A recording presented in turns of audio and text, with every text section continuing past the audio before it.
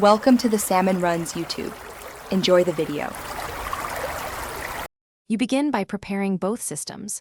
Open Power BI Desktop and sign in with your organizational account so authentication tokens match Sharepoint. Once done, navigate to the Sharepoint site and copy the library URL. You'll need the site root, not the file path. Make sure the file is stored in a document library and that you have at least read access. Now in Power BI, choose Get Data right arrow Sharepoint folder and paste the site URL. This initiates the connector and lists files for you to select. After the connector loads file metadata, filter to the exact file or folder by folder path or name so Power BI pulls the right item. Click Transform Data to open Power Query. From here, combine binaries if it's an Excel workbook with multiple sheets or tables. Use steps to promote headers, change data types, and remove unnecessary columns so your model stays performant.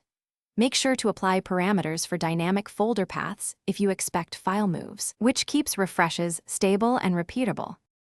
Publish the report to your Power BI service workspace and immediately go to the dataset settings.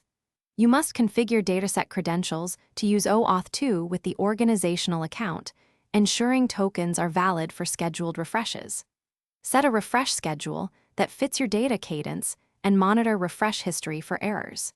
If your Sharepoint is on-premises or behind a firewall, install and configure an on-premises data gateway. Otherwise, confirm the cloud connection succeeds. Troubleshooting tip.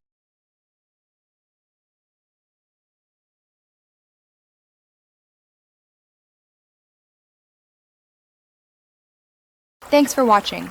Consider subscribing if we helped you.